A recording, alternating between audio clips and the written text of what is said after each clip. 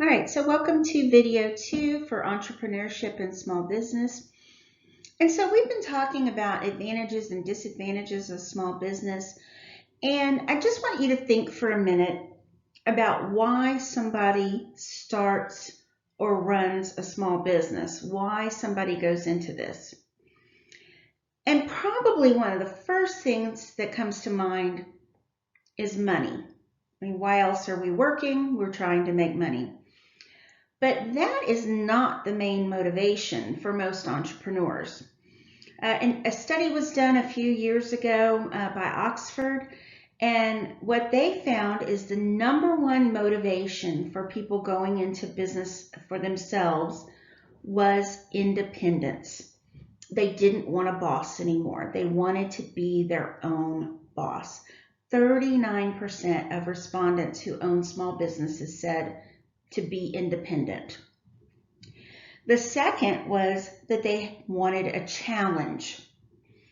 So a lot of people have an idea, have a passion, have a desire to provide something. And so this challenge of bringing that idea to fruition is exciting to them and enough to motivate them to start their own business. So that's 30% of people who started a business.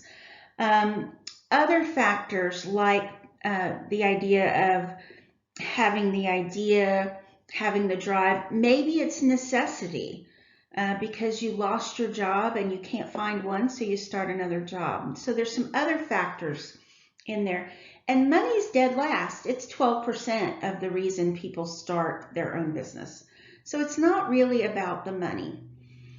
And so I've got a cute little slide that talks about some traits of entrepreneurs called 9 Signs You Might Be an Entrepreneur. And I think of these when I think of my brother because he fits this so much. I mean, I've got 2 older brothers. My oldest brother's a dentist in Friendswood.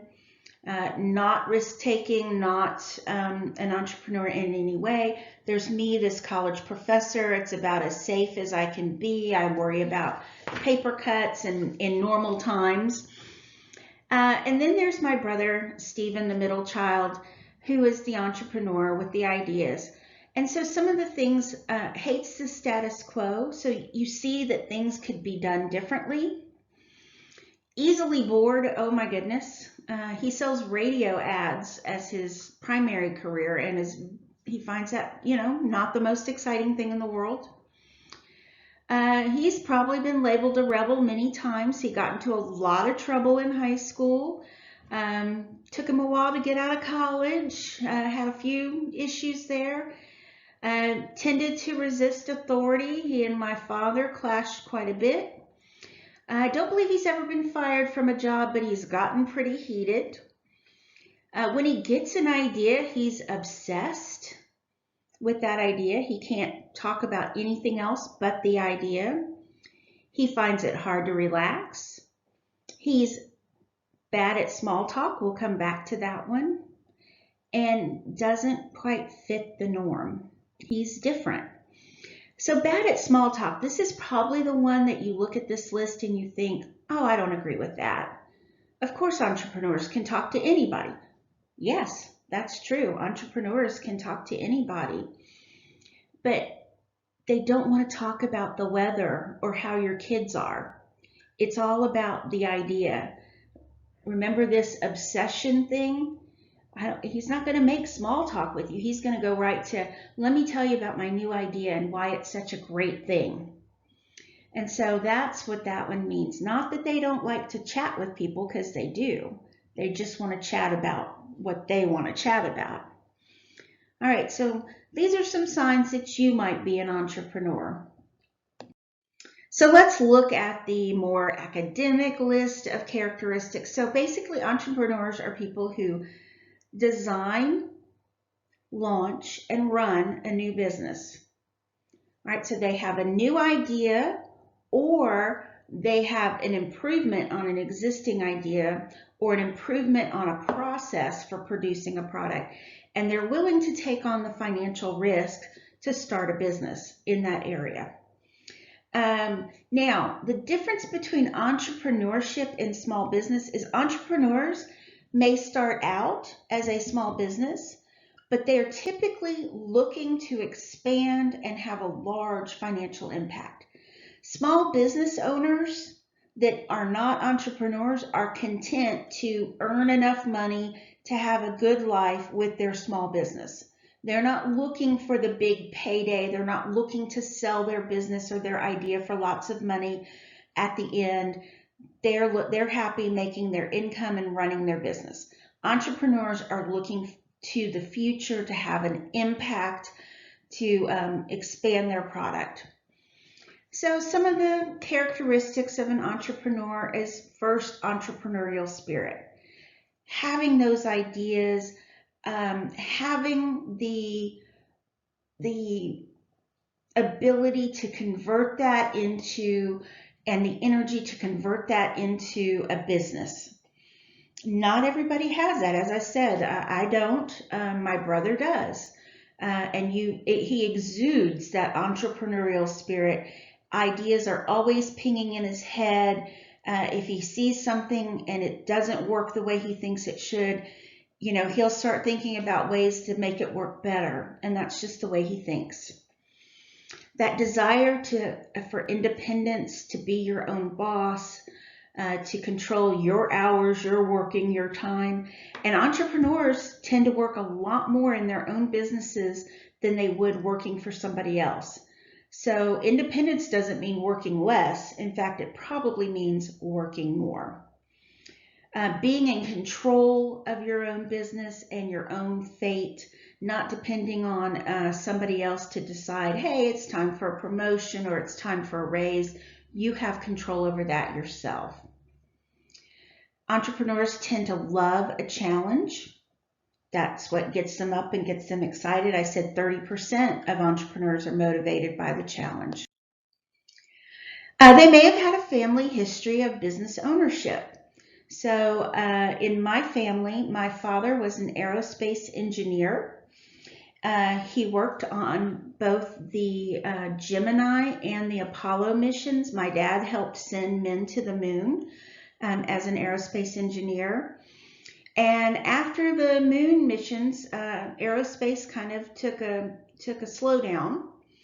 And he worked for a contractor for NASA, and they shut down their aerospace division. So my dad was laid off after the Apollo missions ended.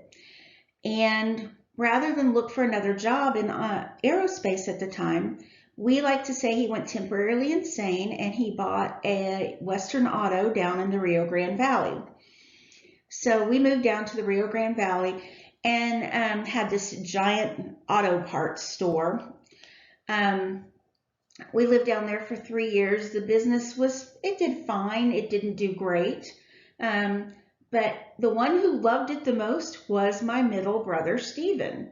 He was at that store every day, and he was probably 12 or 13 when my dad bought the store, and he just loved it, worked the cash register, helped the guys who put on the tires, did all sorts of things. He'd help my dad repossess from people. He didn't care what he did. He loved doing the job. And I think this family history, because he loved it so much, is part of what played into his desire to own his own business. Again, we talked about how being young is very helpful in being an entrepreneur because you're less worried about the risk of taking a financial hit than somebody who's a little bit older and worried about college and retirement. Tolerance for risk. You do have a higher tolerance for risk as an entrepreneur.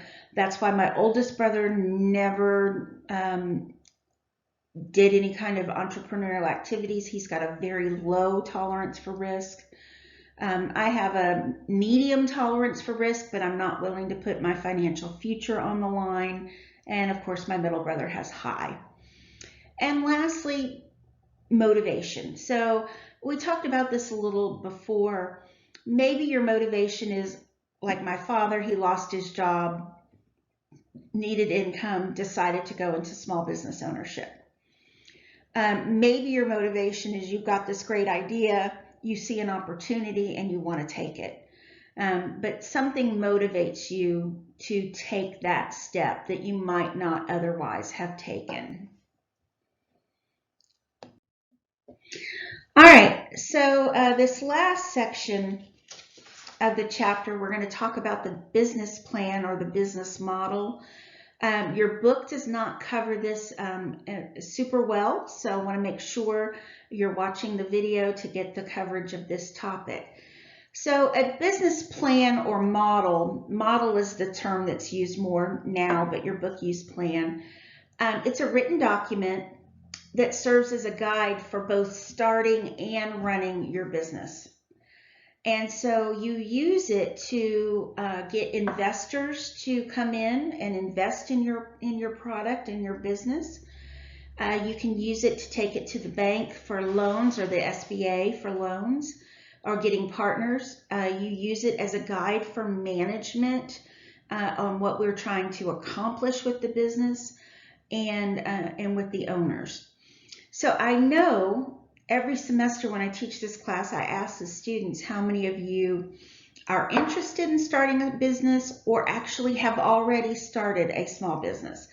And I usually get a nice number of hands in the air. So I'm assuming that there are some of you out there that want to start a business, already have an idea in mind, or have already started a business. If you don't have a business plan, it's not too late. It really is a helpful guide for moving you along.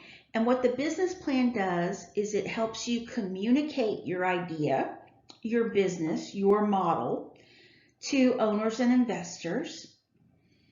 It helps you manage your business. You know where you want to go and you track, monitor, and evaluate what you're doing to get there. So it helps you manage the business and it helps you plan for the future. So where do we want to be and when do we want to get there and what tells us we're on our way? So when do we want to get here to point B and what milestones will tell us we've made it to point B? And once we make it to point B, where do we want to go from there and how do we get there? So it helps with planning. So it is a living document that should be updated as you achieve milestones and get to your planned time horizon. Then you need to revise the document and put your next plan, your next timeline, your next milestone. So let's look at the elements of the business plan. Right here. So again, I put the three main points: communicate, manage, and plan. And so let's start here with product or service. All right, so that's not where the business plan starts, but that's where we'll start. So in this section, you want to explain what your product is, how it's different from what else is on the market, how it serves a demonstrated need in the market, and why people will want to buy it, and who you think your target audience is. So everything you can think of about the product and why it's going to sell goes into this section of the business plan. Okay.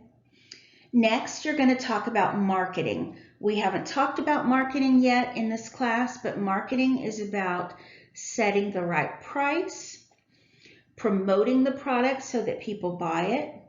Marketing is about distribution, getting the product from the factory to the customer and how that's going to happen. So marketing is more than just advertising. There's a lot going on. And so this section explains your plans for product, price, promotion, distribution. And so you want to make sure you've got a good marketing plan. Okay, operating requirements. Operations means production. So if you are producing the product, you would talk about your needs in the production area. What kind of machinery and equipment, what kind of resources. You would talk about the inventory control system. How do you get the raw materials in and how they become outputs of product at the end. So you would talk about all of that, how your production processes would be organized. If we're talking about a service, or if we're just a pass-through where we're having somebody else produce the product to our specifications and then we're selling it, we can explain that in this section and then move on. All right, management. In this management section, you are actually naming your top management. So who's going to be the CEO and what are their qualifications? Who's going to be the chief financial officer and what are their qualifications? How can they contribute to making this a success? So all of your top management is going to be discussed in this area. And you want to name names so that you can assure your potential investors that you have qualified people to manage this project. All right, personnel. In this section, we're talking about our human resources and who's going to be employed, but this is more general. So this is going to say we're going to need 5 people in marketing, we're going to need 10 people in distribution. Whatever the areas are, you're just going to list what your needs are and kind of a general description of their duties. So this just gives an investor an idea of what kind of people you're hiring and looking for in your human resources. All right, over here, project costs and funding. So this is more of a beginning, or we're attempting this next milestone. So what is it going to cost and how much money do we need and where are we going to get it? So we're going to look at, okay, to achieve goal 1, here's our estimated costs and spell out what we're spending money on, and here's where the funding is going to come from. Okay, and that's to achieve milestone 1. And then, as I said, it's a living document. Once you've achieved milestone 1, you revise it and say, okay, now we're looking to achieve milestone 2. Here's what it's going to cost, and here's where we're going to get the money. And that is different from financial projections, because this is more about how much profit are we going to make? What's our profit going to look like in 1 year or 3 years? When do we think we're going to start to turn a profit? What are our sales projections going to be? So this is more about startup and getting things going, and this is more about where we want to go and when we think we'll get there in the future. Okay. So that's the business plan. They skipped legal. There's usually a legal section that explains how your company's organized and that kind of thing. Now, we've got all these sections written, and now we go back to the executive summary. This is the most important part of the business plan. It's 1 to 2 pages at the front of the business plan. And the whole goal is to make it, and it describes everything in the business plan, but the goal is to make it interesting and exciting enough that if somebody reads these first 2 pages, they want to read the rest. So you've got to make it exciting and pull the person reading the plan in so that maybe they want to invest or become a manager in your company. And so it's got to be really, really well written and really pull the reader in. All right. So that's the business plan. That's everything for chapter 5 that we're going to cover. So hopefully you get your chapter 5 homework done. And remember, this is the end of the material for the first exam. So make sure you look at the module for next week. It will explain everything you need to know about the exam. And so look at that carefully and study hard for the exam. The exams will be online, they will be timed, and you will be able to look things up. They are open book, but you will not have time to look everything up. So you still need to study even though it's an open book exam. All right, I'm going to stop here and we'll see you after the exam.